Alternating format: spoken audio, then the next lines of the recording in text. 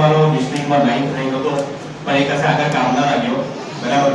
ફરી પાછું આપણે સ્ટડી કરવું જ પડ્યું અને પછી એન્જિનિયરિંગ કર્યું એમએસસી બીએસસીમાંથી ઇલેક્ટ્રોનિક્સમાં અને પછી જર્મનીમાં મેં માસ્ટર ડિગ્રી કરી. હાલમાં હું સાયબર સિક્યુરિટી એક્સપર્ટ છું જર્મનીમાં, ઓટોમોટિવ સેક્ટરમાં, બરાબર. મારે ખાલી એટલું કહેવું છે, જર્મનીમાં જર્મન લેંગ્વેજ ચાલે છે, એ ઓન લવ ધેર લેંગ્વેજ, તો આપણે પણ ગુજરાતમાં રહીને ગુજરાતી લેંગ્વેજને લવ કરવી જોઈએ. તમે ઇંગ્લિશ શીખજો પણ ગુજરાતી બોલતા રહો, બરાબર. This is my request. અચ્છા, ત્યાં શું કામ કરવાનું? Cyber security expert. આજે ઓટોમોટિવ માટે ઓટોનોમસ કાર છે, ફ્યુચરમાં કાર કેવી આવશે? ડ્રાઈવરલેસ, કોઈ ડ્રાઈવર હોય નહીં. એક કાર બીજા કાર સાથે કનેક્ટ થશે, એક કાર રાઇડર સાથે કનેક્ટ થશે. એ સમય દરમિયાન ખાસી બધી પરિસ્થિતિ એવી ઊભી થશે કે હેકરો કારને હેક કરીને એક્સિડન્ટ કરશે. તો અત્યારથી જ એને આપણે પ્રોટેક્ટ કરવાની છે. એટલા માટે એના જે અલ્ગોરિધમ છે એની પાસે અત્યારથી ડેવલપમેન્ટ એનું ચાલે છે. એટલે આ વસ્તુ છે. કોર એન્જિનિયરિંગ ફિલ્ડ છે. જે કોઈને જર્મનીમાં એન્જિનિયરિંગ ફિલ્ડમાં ઇન્ટરેસ્ટ હોય, એમ તો કોમર્સના સ્ટુડન્ટ છે, પણ તેમ છતાં પણ જો કોઈને ઇન્ટરેસ્ટ હોય તો આ સાહેબને મેં મારો કોન્ટેક્ટ આપ્યો છે. Feel free to contact me, I am reachable, બરાબર. Thank you so much. આવનારા સમયમાં કાર હશે, ડ્રાઈવર હું પણ આપણી જેમ જ 2002માં પાસ થયો હતો. થ્રુ આઉટ સ્ટડી મેં કોમર્સ સિલેક્ટ કરેલી. હું MBA કર્યો, માસ્ટર્સ અકાઉન્ટિંગ કર્યું હોસ્પિટલમાં જઈને, પણ લાઈફ ચેન્જ થઈ અને હું શેફ બન્યો હતા. 8 વર્ષ મેં એઝ અ શેફ કામ કર્યું છે.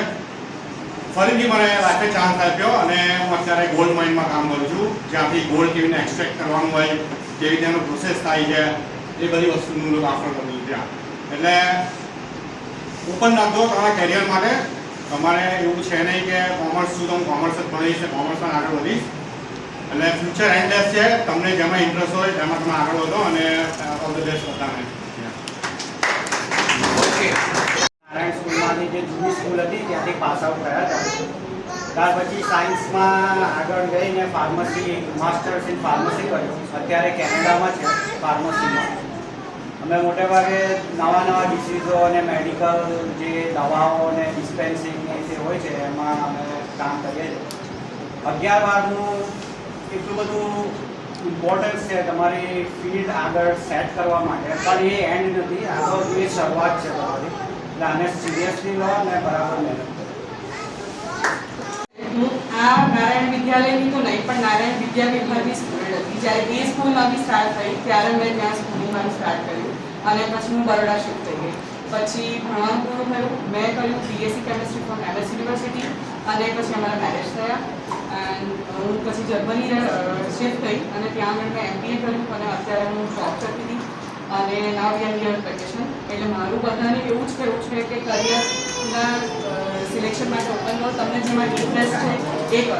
એટલે ફ્યુચર બહુ બ્રાઇટ છે. માત્ર એવું નથી કે કોમર્સ લીધું એટલે એનાથી તમારે બંધાઈ જવાનું, પણ પાછળથી ઘણા બધા ઓપ્શન્સ છે. હું સાયન્સની સ્ટુડન્ટ હતી અને મેં MBA કર્યું. એટલે એવું કંઈ નથી કે ભાઈ તમે સાયન્સ સ્ટ્રીમમાં ગયા એટલે બસ માત્ર એ જ રિલેટેડ તમે આગળ કંઈ કરી શકો, પણ તમારા માટે એ જરૂરી છે કે કોઈ પણ વસ્તુ શીખવી કેવી રીતે. ખ્યાલ આવ્યો? એ વસ્તુ તમે કેવી રીતે શીખો છો એના ઉપરથી તમે દુનિયાની દરેક અલગ અલગ ફિલ્ડમાં આગળ વધી શકો છો. એટલે એવું કોઈ રિસ્ટ્રિક્શન નથી, પણ એ ખરેખર એક સારો ચાન્સ છે. તો મારું બધાને એવું જ કહેવું છે. And all the very best for your